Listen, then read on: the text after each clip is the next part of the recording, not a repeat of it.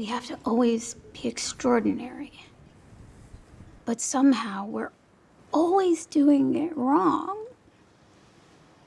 Like, you have to be thin, but not too thin. And you can never say you want to be thin. You have to say you want to be healthy, but also you have to be thin. You have to have money, but you can't ask for money because that's crass. You have to be a boss, but you can't be mean. You have to lead, but you can't squash other people's ideas. You're supposed to love being a mother, but don't talk about your kids all the damn time. You have to be a career woman, but also always be looking out for other people. You have to answer for men's bad behavior, which is insane, but if you point that out, you're accused of complaining. You're supposed to stay pretty for men, but not so pretty that you tempt them too much or that you threaten other women, because you're supposed to be a part of the sisterhood, but always stand out and always be grateful. But never forget that the system is rigged, so find a way to acknowledge that, but also always be grateful. You have to never get old, never be rude, never show off, never be selfish, never fall down, never fail, never show fear, never get out of line. It's too hard, it's too contradictory, and nobody gives you a medal or says thank you. And it turns out, in fact, that not only are you doing everything wrong, but also everything is your fault.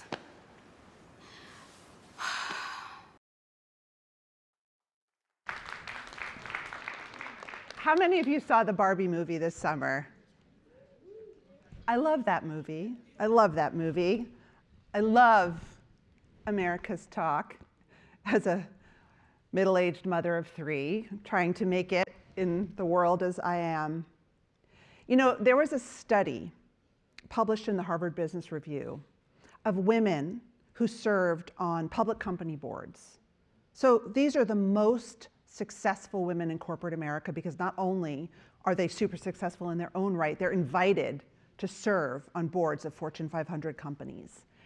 And researchers studied what these women had to do in order to be heard by the men on the board. They had been invited to the board, but they weren't heard unless they modulated how they spoke. They went through mental gymnastics. Like, if they had an idea, they would learn not to confront men and to make them feel like maybe it was their idea. I don't know if you ever thought about this, but maybe we could try. Any women in the audience familiar with that? I'm not sure I'm right, but and these are women on corporate boards. You know, when we're not expecting to be invited, we contort ourselves in order to be heard. And even then, we're not always heard. And so, we're not always invited to the cookout. And sometimes that's because of how we look. It's because of who we are. It can be because of our accent. I just met a colleague who studies accent bias and how it affects our influence in work. We're on mute. Some of these reasons are factors beyond our control. Some of these reasons are factors within our control, right? How we show up, how we treat others can also get your invitation to the cookout revoked. And we're going to talk about these experiences in our next segment. Please join me in welcoming Felicia Guidi, Kripa Krishnan, and Larry. You want to go? I'll give it a second. Yeah. Oh, yeah, hold on. Oh, wait.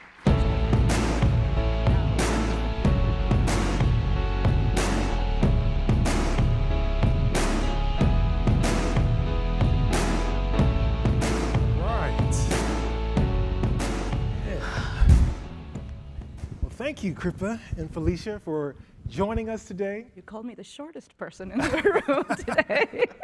We went from I have some words tall here. to tallest in this conversation. Yeah, and so as Maura mentioned, this conversation or this segment is about You're on Mute.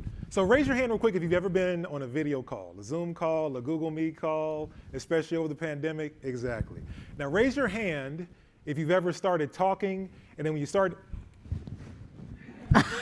And then somebody says, well, and somebody says, say it louder, you're on mute, exactly.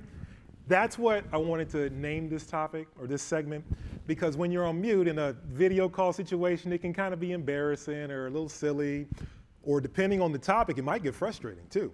Because you could be talking and somebody could be hearing you, or somebody could be hearing you, but they're not listening to you, or they're not getting you. And that's another version of being put on mute. And also, as Mara mentioned, just in our different lived experiences, in our different areas of life where we interact, at work, at home, with friends, in different circles, you can be on mute as well. And so that's what we wanted to talk about today, of just the experience of being on mute. And so real quick, Kripa is the Vice President of Machine Learning and Infrastructure at Google Cloud, and Felicia is the Chief of Staff and Executive Strategist at Google Cloud as well. So welcome. Thank you for coming. Thank you. Thank you for having us. Yeah, and so we'll start just with the starting question. If you can share a memorable moment or time when you were put on mute, and either one can start. You go ahead. You're ready. You've been chomping at the bit. The sad thing is, first, Larry, thank you for having me here. And all of you, thank you for just spending the time to listen and engage on this day. The sad thing is, every day is memorable by that definition. It happens all the time, right? So, you know, if you go to work and literally, last week, there'd been a meeting where you say something, you respond to a question, you answer a question. A minute later, someone else will repeat those exact words. And then everybody's all, great idea. Did I sound like a complete idiot? Was I talking to myself? Was I on mute? But a more personal story, and this is systemic. It happens everywhere in the world I go, and I love telling the story. Married to a white man, and when we eat out, it doesn't matter which country we eat out in. He is a shy man, doesn't like talking very much, so I compensate a lot, freely. So I do the ordering, I do the talking to the waitstaff, I say the hellos, goodbyes, pleases, thank yous, everything. Every time the bill comes back, it goes to him. Thank you, sir, right? My credit card says Krishnan. He does not have a last name that says Krishnan. So I'm just saying, so it's a routine thing, right? So memorable it's not a one thing for me. It is a pervasive thing that happens all the time, and it begins to make you question whether you are invisible every now and then. So yeah, I relate to that. Yeah, thank you, Felicia. You know, I've worked with Kripa. I've been at Google for almost 2 years, and I will tell you, I'm on mute almost every day. And I have a pretty, I think, hard job in that I have to not be on mute. I'm on mute because they don't want to hear what I have to say, and when I'm on mute and I tell them what they don't want to hear, I'm on mute. So it's just on mute. I can't win. But the most memorable one was probably my first 3 months here. I was telling Kripa, I was invited to a senior VP executive summit because that's what I do. I've been in IT for over 35 years. All the major IT companies, me, right? I walk into the room and I say, what is the agenda today? And the woman said, well, here's the pad. You're taking the notes, right? I said, seriously? Exactly, I'm not. And I'm going to sit next to Ors. Ors is employee number 8 at this company. I'm sitting next to him. Ors, will you tell her why I'm here? He says, she's a participant. So we start the meeting, and I say, can we get a common construct, a nomenclature that we can all get around to understand what's our outcome's going to be? They said, oh, Felicia, we'll get there. We talk all the time. You know, you have radical candor, and we appreciate that about you. I was like, I just asked how the meeting was going to be structured. So it happens to me. And they're not trying to be mean. They're just not as inclusive and respectful of my ability to contribute. And by the way, I'm Dr. Guidi. Okay, so don't get that twisted. So you understand, being on mute is hard. And I have a beautiful daughter who calls me all the time when her ideas are taken. I saw a lot of head nodding. You know, you say something, you think, what did I miss? What word did I not put in that sentence that this guy next to me, who couldn't think his way out of a paper bag, got a clap? I don't know. Yeah, I can relate to all those things. As I'm listening to both of you, I'm just remembering when I actually first started at Google, I was a consultant actually in finance, and doing a bunch of great projects there, and it was neat. But especially for those who are employees here, you know that those who are consultants or the extended workforce, they're not a part of the performance review process. It's just the way it's built. But doing my projects, doing my work, and one of my counterparts come to me and just asked if I just have a quick meeting. And so they said, Larry, I want you to listen to this. And so she read this description of some work accomplishments that have been happening. And she said, is this what you've been doing? And I was like, yeah, pretty good. Is there anything wrong? Is there anything like that? And she's like, no, it's great. You've been doing great. Excellent job. I really like the work. You've been helping out the team a lot. This is what another person wrote on their performance review, claiming it as their own. And I'm like, oh, okay, that's what's up. Okay, wow. Because there's a number of things within that right there, because that manager didn't owe that conversation to me. That manager was just doing some due diligence just to be a good manager. Mm-hmm. And then I thought about, wow, this person literally stole the months of work that I've been doing to really help the team out and all those things there. And who knows how far that person would have taken it. It equates to a bonus or a raise or a promotion, all those things there off the back of me.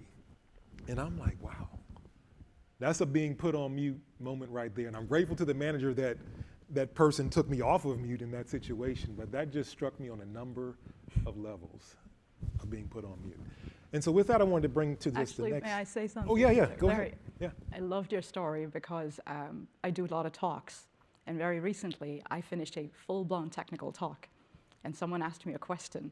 A random person from the audience jumped on stage to answer my question. Oh. So it's very It's fascinating. recent. It's just fascinating. Yeah. So lovely to hear your story. The things people do. The things people do. Well, the next question I wanted to move on to is when it comes to being put on mute, there are some things within your control that can put you on mute, as well as things that are not within your control. And so I wanted to just get your thoughts on things that are within your control. Basically putting yourself on mute, the things that we can sabotage ourselves. So. Well, I say this to a lot of people. You may have heard me say this before. The one thing I tell my daughter, my kids who are my pride and joy, as I keep saying their name, Justin and Lauren, is respond, don't react. I never react. Absolutely never. I smile, I nod, and I acknowledge, but I do not react. I respond with, can you tell me more? Be curious. And say, can you explain to me why what I said wasn't acknowledged? Was it the content or was it the delivery? I ask. Never, ever, ever do I react, because it makes you look crazy. I mean, they say, oh, she's emotional. And now I'm gonna say this because most of you have heard it, black women got attitude, that's what they think. So if I react, I am perpetuating, feeding into a stereotype that everybody got attitude. So what, right? But I respond and I don't react, and I ask. I come from a place of curiosity. Was it my delivery or was it my content? Because I'm trying to communicate with you. There was something in your question, Larry, that said within your control. And I want to talk about it might be, but it's probably very, very hard to fix even. So I'm going to go back to my childhood a little bit and talk about how that actually has caused the self-muting, if you will, right? I was a very nerdy child. I loved books were my thing, and playing with, just by myself, being alone was my thing. And, but I was a girl. That's not correct behavior. And, and I know that if, I'll give you an example. There was a time when there's a guy in my class and me, we're really young, right? Really small, 9 years, 8 years, somewhere in that range. And we were both terrific at electrical stuff. VCRs as example, the thing that you put in with two hands. So, but we would fix the AV equipment in school, but he was always the first one to get called. I was backup. And this one time they called the two of us together and we both ran down the stairs, but he wanted to be the first. So he elbows me out of the way. I fell down the stairs. He ran, he fixed the thing, and I went and complained to the teacher. And she said, Kripa, boys will be boys, right? I'm pretty sure many of you have heard that in the audience. If the boy was smart, and the boy was intelligent. Oh, how smart he is. He's so confident, he comes out well. If I were smart and gave out a smart-ass answer, well, why are you showing off? You're arrogant, you're aggressive, be more demure. Like, these are real things. These happen all the time. But then if I score 2 points less than the boy in the class, why didn't you score those extra 2 points?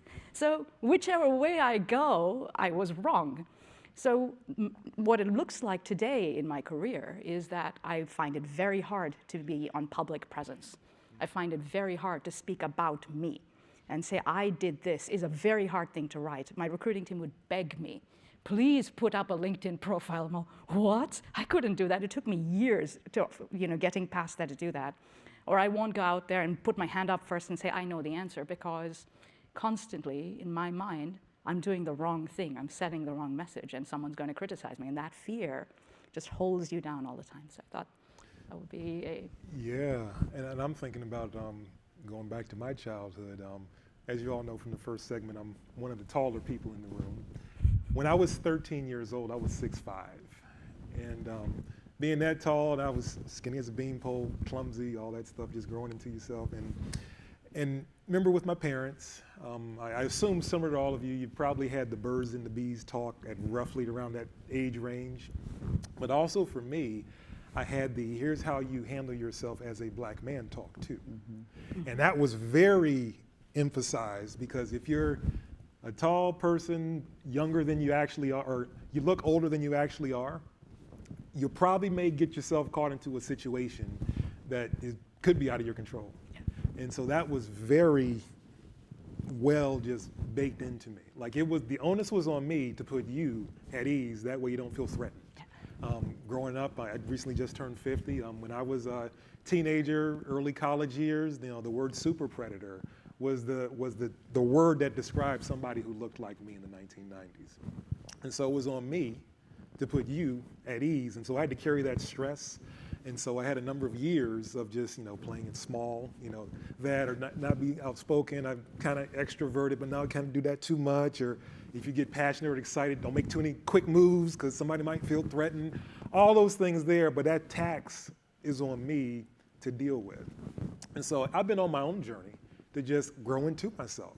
I'm not a threat. I can help. I can be, there's a number of things I can do, not just sports or this or that. And so I've been on my own journey to do the same thing, to really be more comfortable with myself, take myself off of mute.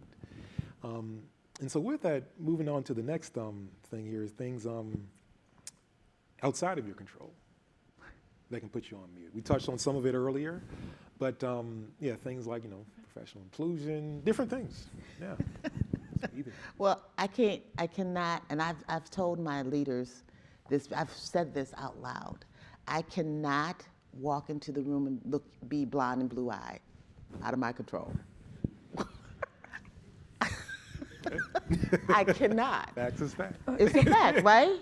So what's out of my control is when I walk into the room, not being blonde and blue-eyed, or in the acceptable framing that people are not threatened or question me, I take on, listen to me, I take on everybody's experience with a woman that looks like me. Mm-hmm. That's out of my control. Mm-hmm. But I see it. I walk in, they go, or they sit and go, oh. It's all kind of ranges. But I still walk in as me. I'm pretty good, but pretty comfortable with me. Have you noticed? I'm cool with Felicia. Felicia's all right. But out of my control is I cannot, and that goes back to reacting to that. I can't be anything other than I am. And I used to tell my kids when they're growing up, and any parent in this room, I said, be who you are, because everybody else is taken. And you do better that way. Mm-hmm. So that's how I feel. I like storytelling, so I'm going back to my stories, but absolutely relate to what you just said. Things out of my control, and I still go back to childhood, because if you don't fix it when you're young, you're going to have a much harder time when you get older, so I keep going back to childhood. So in school, middle school and high school, we had school elections, and in the school elections we had, girls were not allowed to stand for positions. The positions allowed in school elections back where I came from were school pupil leader and assistant school pupil leader. only boys were allowed. And then when we fought enough, they gave us a third position called girls' secretary, and you could be a secretary. And then we fought, anyway, so you already know, but the number of things you miss out on in that moment. You don't get to be practice public speaking. You don't get to learn how to network. You don't get to put up, like all the experiences that other communities had access to, I didn't. So you grow up, you're already disadvantaged in the weirdest way. It's like something so small and completely, like in the later part of your life, insignificant even. And it still bothers me, right? And so, but I thought, okay, that's behind me. I've come here, like everything is great and everybody's going to be on the same footing. And some small things happened even at, I remember when I first joined work, there was a giant long period of time where the engineers on my team would not invite me to lunch. So I would not go to lunch, ages on end. I'm talking a couple of years, right? I would eat a power bar at my desk because I was too ashamed to go down to the lunch lines and see everybody else eat. And the manager would be there and they would join the team. And no one ever called me in that time. And so it seems small, it's huge to that person in that position. And what does it take away from you? Oh, the new cuisines that they talk about, common talk in the office, the networking opportunities. Like, you just have a disadvantage when it comes to being able to influence the environment around you at that point. You are already coming from behind. So, I don't care about much of this anymore because now I'm going to go and take that if I want it. I go get lunch if I want it. So I'm a little different now, but at that point in time, it was soul crushing to be in that environment. And so every one of us does it sometimes accidentally, sometimes we don't realize, but just looking around to see, hey, is there someone we can pull in to something they have not been part of before is a beautiful experience. And I think it doesn't have to be global in nature. It could be small things that we do every day, and every one of us can play a part and pay it forward. It's belonging, Kripa. It's belonging, yes. Yeah. When I came to the company, you gave me that. Thank you for that. Well, thank you for being you, Felicia. And Be Yeah. Wonderful, wonderful. Now, we actually wanted to get all of you involved, so we're going to do some Q&A here in a moment. So we will use our the app, either the QR code or the website. You can go there. You can go ahead and type in a question, and what we will do is you can upvote questions as well, and we will do that. But one thing I was thinking too, and you actually touched on this, was in these recent moments, like walking into the meeting, all of that, in those like micro moments where you got to make a snap judgment or those things there, what are some things that go through your mind, or just how do you manage or lead your mental health when it comes to those moments, like you got to do something? Yeah. you start with a sigh, Felicia. Yeah, I started with that. Well, I do. I'm just trying to find the words for it because I think I self-affirm quite a bit. Mary J. Blige has a song, Good Morning, Gorgeous. I don't say that. But I do tell myself often that I'm good enough. I don't take on the question. That's my mental health. And I tell my kids they're good enough. And that's something you have to learn to self-affirm, whether you self-affirm by ignoring all the microaggressions that's around you. I'm good enough. If they don't think I'm good enough, it's not my problem. So it's actually, the other day, my son is struggling a bit, and I gave him a deck of affirmation cards. It says, I am, I am, I am. So just, that's how I handle my mental health. And I run 4 miles a day every morning. It's 5 o'clock every morning, because that's how I get into the zone. Yeah. So I find ways to and then I do Pilates. So when you're physically strong, you're mentally strong. Yeah, that's great. Good stuff. I'm very afraid now. 4 miles a day. Yeah, every day.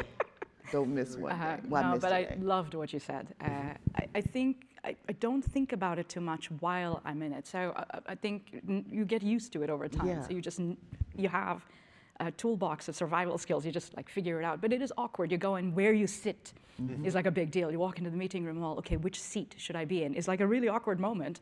And you make snap judgments. Sometimes it works, sometimes it doesn't. You do the best you can.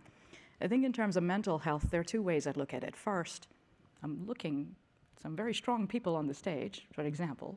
We clearly did something right. And so in perspective, if you look at what you accomplished in the last 6 months versus that few minutes that you're in, your perspective changes. So I don't want to put up with that 5 minutes or whatever that time period is, but so it gives you perspective saying, okay, I did that. I can do more, keep going. And so like sort of balances that out for me. So it's my version of affirming. But I think I don't run. I generally break my knee for even singing and doing karaoke, so maybe not a good idea. But I paint a lot, like going home to something that is beyond your day-to-day, beyond that's you, that's your time for you. So I paint a lot, and it sort of takes me away from the daily, and then you have to recover. Yeah, that's my version of coming back, and it's like cerebrally just brings me down. And my art is all landscape art. It's very nature-centric. Yeah. And a lot of people call it anger art. That's where Kripa takes out her rage, and it becomes this beautiful mountainscape sort of thing. So, That's great. Yeah. Yeah, I'm picking up some tips here as I'm listening. Yeah, and coloring is good too. I color in books. Yeah, coloring. Yeah. I color Yeah, the sometimes. patterns. Yeah. Yeah. That's great. Yeah, so we got a few questions here. So we can go ahead and show. The top question here is, do you ever get imposter syndrome, and how do you handle it? Either one of you. Imposter syndrome. I mean, there's something wrong with me because I haven't gotten it in a long time. Actually, I think I rarely got it because you talk about childhood. When I grew up from the age of 5 on, all I was told is I was amazing every single day. How cool is that? That I was a leader, that I didn't have to clean things, wipe things, do for other people, that I was going to be boss. So every time somebody asked this 6-year-old little girl, what you going to do when you grow up? I don't know, but I'm going to be the boss. There you go. I don't know, but I'm going to be the boss. My parents, my grandparents never let me forget that, ever. Amazing. Every single day of my life. So, no. Because even when I was in rooms I wasn't supposed to be in, I hear their voice. You boss. You boss. So you have to handle that one. Yeah, that's great. Yeah. We'll go with that. Did you? Yeah. No, we can keep going. Okay. Yeah, we'll go to the next question. And so the next one is, what advice can you give students to get invited to the table and not muted? And not muted when they're there. What advice can you give the students? That's Hold on. There we are. So having still a student, so have been a lifelong student, I like being a student forever. The first thing is, like, as a student, you have to try differently than you do when you're in the workforce. You have to be a little bit more persistent because there are many more students to the one person you're asking to invite you in. So there is a little bit of persistence, trying creative methods and stuff like that. But I actually want to answer the second part of the question more, saying, and not be muted when you're there. If you get a chance, you get the opportunity, you seize it, you take it. It matters for every time you get that opportunity. You put your best foot forward, be super prepared, but don't let anybody talk you down, and that will happen. So you got to stand up for yourself. I know it's more work than you want, but it is kind of the reality of it. Recently there's a mentee of mine who came to me and said, I was at the table and we were in a group of like 10 people, a student, and she was the only woman in that group, and she kept saying, everybody talked over me. I had a point of view too. I know I wasn't as qualified, but I still had a point of view and I wanted to be heard. And my thing was, if you're trying constantly to re-answer and no one's letting you, you have to change the subject. You have to change the context. So the thing you say is, I need everybody to stop, and loudly. I just want you to know that 3 times in a row I've tried to say something and none of you have even given me the chance to say it. Could you please give me a chance? Or, no, actually, that's terrible. No, please, all of you be quiet so I can say my piece, and I can be wrong, but you gotta give me the space to say the thing I need to say, right? If you don't do that, they're going to keep doing it, and you're going to keep trying, and then you come back home saying, I was muted. And the thing is, sometimes you have to stand your ground politely, kindly, because you can't come across as like, I'm going to bash people in the head if they're going to tell me. It can't come across like that because, like Felicia said earlier, there is a certain, you have to hold certain things in. I know it's terrible. It is. It is terrible, but don't let yourself be muted. Make your position clear, but also seize the opportunities. If you're there and you don't have the point you want to make, and you're just going to say some random things, that's probably not going to help you. So know what you're going to say, seize the moment and tell people to back off if they aren't giving you the space to do the thing you need to do. That's sort of what I'd say. And Great Clipper, advice. I've told people told people to scream, I agree. They all go, Yeah, everybody will stop. oh my God, but I have a different point of view. Yeah. Oh. So I've told that, Yeah. yeah, because I've had to do that. I agree, and they go, you do? Well, yeah, but You need that space. yeah, tip. but Nice I little tip. got some other things going on here, dude. Yeah, so, exactly. You gotta get your space, else you're just but going to get rolled. You gotta over. lean in, and you know what? When you say I can't do that because what are they gonna think? Who cares? Yeah. I mean, really? People remember things in very short stints. What were you concerned about this time last year? 6 months ago? Do Yeah. you remember? See, that's how long people's memories are. So don't worry about it. It'll be okay. Great advice. Actually, I love that's it. wonderful advice. Please listen Yeah. to what you just said. There's Yeah. this person I had at work I had like a huge thing with. It was horrible. It didn't end well. And then a bunch of months go by, and I'm avoiding this person. I'm like not being on the same floor. And at some point, we had to work together. And they forced us in the same room because I didn't want to be there. And that person said, Kripa, what are you talking about? That was like 8 months ago. I don't remember what happened. I'm all, what is this? I've been carrying it around like my burden for 8 months. That man's forgotten. I can't remember what happened 3 months ago. So it's like, oh That was yeah. a big lesson, yeah, No, absolutely. I do learn that. My daughter, I made a mistake. I said they'll forget it in about a month. Yeah, there you go. Yeah, those are additional things that cause stress that we don't need to We Yeah, we don't need to carry. You need to stress. Yeah, great. So go to the next question here, and it reads, what are some things you do to ensure that you aren't overlooked when it comes to conversations about promotion and leveling up within the company? It's an essay question. That is a loaded. That is. That's serious. Well, you know, one of the things I tell people who work for me is you got to show up. I mean, everybody's like, oh, I did all this work and nobody saw me. And I'm like, okay. I mean, a lot of people do a lot of work. Differentiate yourself and have that narrative. I ask people when they talk to me, I have a team, they said, I think I'm an outstanding. I said, what's your narrative? They go, what do you mean? Why are you outstanding? Give it to me in 2 minutes. They were like, because I did my work. I said, you get a paycheck bi-weekly for that. Yeah. You have to be able to talk about why you're special, differentiate yourself, stand out. But it's a hard conversation to have because you gotta, I will tell women what I learned is that I don't talk about Felicia, I talk about outcomes. I said, as part of the team, I was able to guide my organization to these metrics and this, never saying, but it took leadership to get that. But if I say Felicia did, oh my God, they'll flip out. So I can't ever use the word Felicia. I talk about my leadership being inclusive, decisive, and directing, but I never talk about Felicia. That's actually true. No, it's not a personal thing. You're talking about what you did. Yes. And you have to, it's always about what you did and who you affected and what you changed. It is never about what you did. So if you say, I did a lot of work, what she said is right. It's exactly, Everybody you does. get paid for it, and good. Like, and so that's what you get. But the other thing is that your work, so I'm going to say this because I care about it deeply. Feedback is a gift. Yes. People will give you feedback, and it's easy to poo-poo them saying, you don't know anything. It's very easy to say that.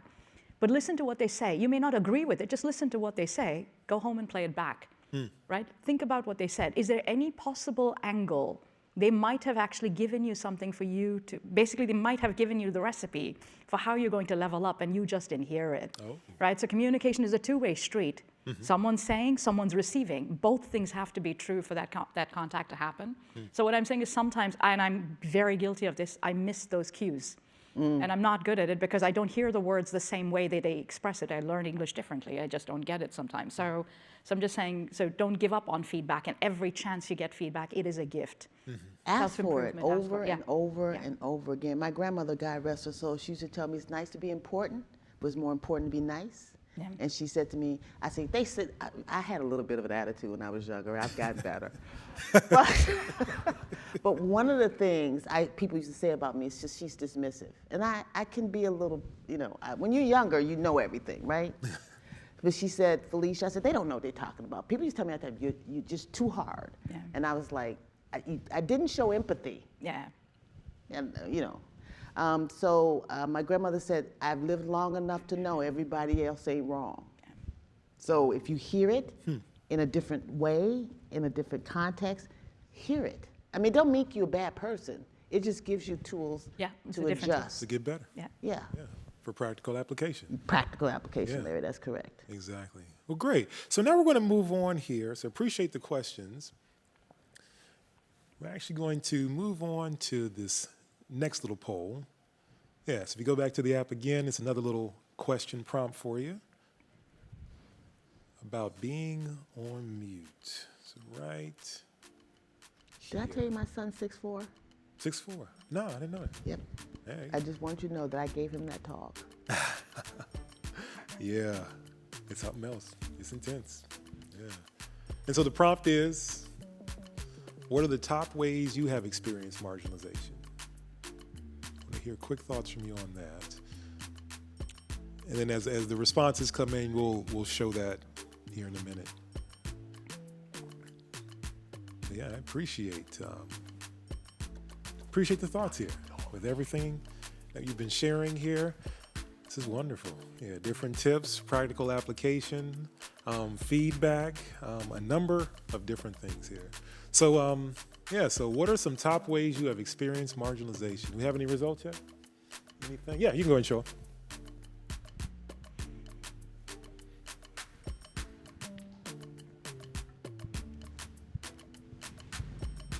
There we are. Cool. Gender, race, age. The usual suspects is what I call that. Those Yeah. different things. Yeah, and as they keep coming in, yeah. Great. Well, good. Yeah, keep going. If you haven't filled it in yet, go ahead and keep voting. But I definitely wanted to thank you. Thank you both for your time today, for this great conversation on being on mute, and just acknowledging and recognizing. Yeah. Yes. Yes. Yeah. Thank you all. Thank you. Yeah. Good stuff. Cool. So with that, we'll go ahead and stand up. Hey. There we are.